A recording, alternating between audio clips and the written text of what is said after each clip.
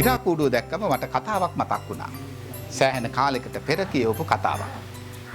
එක්තරා කැලෑවක ගිරවෙක් හිටියා. එයාගේ ලස්සන ගැන බොහොම ආඩම්බර වුණා. ඒ වගේම එයා පුරුදු වෙලා හිටියා. එයා විසින් එකතු කරන පුංචි පුංචි ගල් කැට කොමක් හෝ බෑගයක රඳවගෙන පියාඹගෙන යන්න. එයා අනිත් අයට කිව්වා මේ බෑග් එකේ තියෙන්නේ, මේ මල්ලේ තියෙන්නේ එයාගේ මතක කියලා. සමහර මතක ස්ට්‍රෝබෙරි වගේ රසයි. සමහර මතක තිත්ත මිදි වගේ අමිහිරි.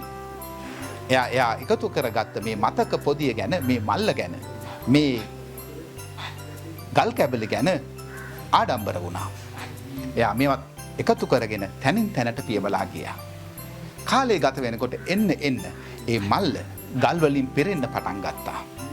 එයාගේ පියාපත් දුර්වල වුණා. උඩට පියාඹන්න බැරි තරම්. අවසානයේදී එක්කෙනෙක් කියනවා ඔය නොවටිනා ගල් කැට අතහැරලා පියාඹන්න උත්සාහ කරන්න. ඔයා ජීවිතයේ හොයන නිදහස, සතුට ඔයාට ලැබෙයි කියලා. පැරණි මතක හිතේ පුරවගෙන දුක් විඳිනවට වඩා ඒවා අත්හැරලා ඉදිරියට යන්න කියලා එයාගේ මිතුරු එයාට කිව්වා. ගිරවන්ගෙන් උනත් අපිට මොනතරම් දේවල් ඉගෙන ගන්න තියෙනවද?